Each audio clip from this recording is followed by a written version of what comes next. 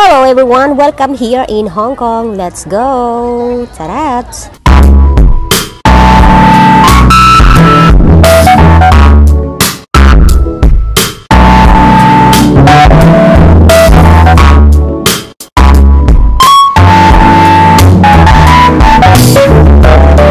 Hello everyone, welcome back to my YouTube channel. Michelle Sertel, you guys. And if you are new to my YouTube channel, please like and share and subscribe.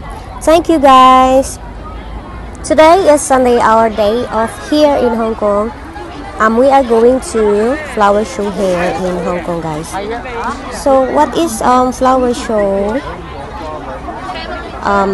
Flower show, they organized by the Leisure and Cultural Service Department to promote horticulture in Hong Kong. The annual Hong Kong Flower Show sees floral lovers from all over town and converge to Victoria Park to admire some of the most stunning plants and flowers in full bloom. So that's why, guys, they are celebrate their flower show. So ayun na nga, guys. Siyempre, hindi na mawawala yung paikot-ikot nating video kasi ano natin, ipipicture natin yung mga flowers na mga ano nila, decoration nila. Maganda siya, guys. Maraming tao. First, pag pumasok ka ng entrance, may nagbayad kami ng 14 Hong Kong dollar. Yun lang. Mura lang siya. Hindi siya masyadong kamahalan. So, although patapos na to, guys, kasi malapit ng malanta yung mga bulaklak. Ayan na, guys. Maraming tao. Maganda yung mga flowers. Iba-ibang mga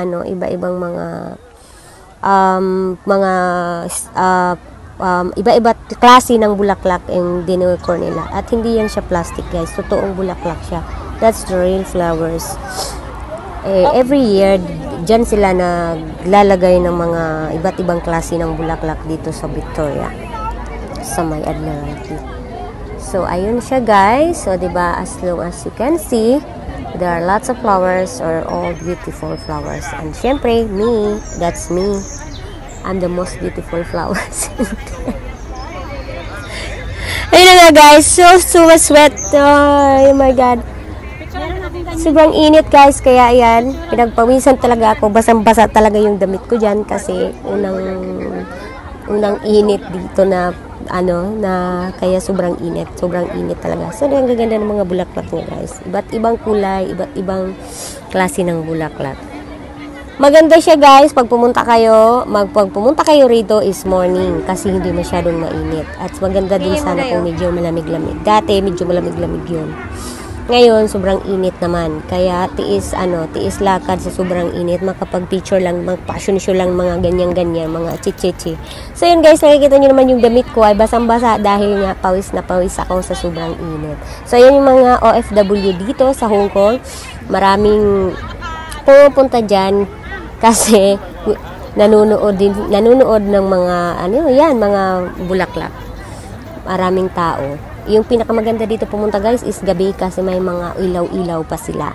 Ayan. Syempre, hindi mawawala yung ating ikot-ikot lang, lakad-lakad lang, arte-arte lang. So, ayun, guys. Kung hindi kayo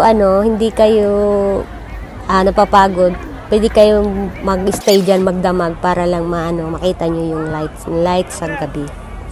So, ayun, guys. Syempre, ayan na naman tayo. Paikot-ikot tayo sa mga bulaklak. Ayun, guys. Ang day off namin is ganyan, posing-posing naman, lakad-lakad. Maimano lang yung pagod. Nakakapagod kasi mainit. Tapos dapat kumain ka muna bago ka mag-ikot-ikot.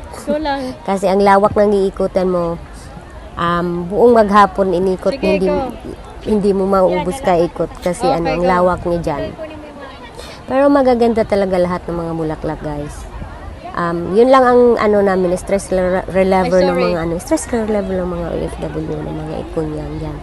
Pasyal daw manonood ng mga kung saan magagandang place.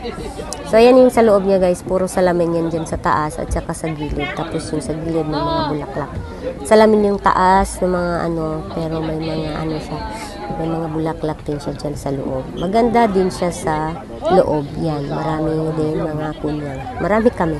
So, yun guys. So, diba? Ang ganda ng mga bulaklak. Hindi ko alam kung ano to. Basta mga bulaklak sila na napakarami. So, ayun guys. Thank you for watching. And please like and subscribe to my YouTube channel guys. Para makapanood kayo sa iba-iba ko pang video kung saan kami nagpupunta sa aming day off dito sa Hong Kong guys.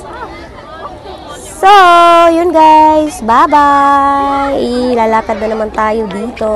Oops, ang gulo ni ate. So, yun siya guys. Diba? Ang ganda ng mga view.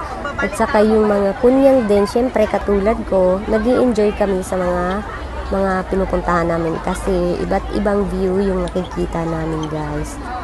At sana guys nag-enjoy kayo sa panunood ng aking video guys. Sa lahat ng mga nanonood dyan, mag-iwan naman kayo ng like, subscribe, and share. So yun guys, sana makita ulit kayo sa next video ko. So ayun. O diba, ang gaganda ng mga bulaklak guys. Thank you for watching. Bye!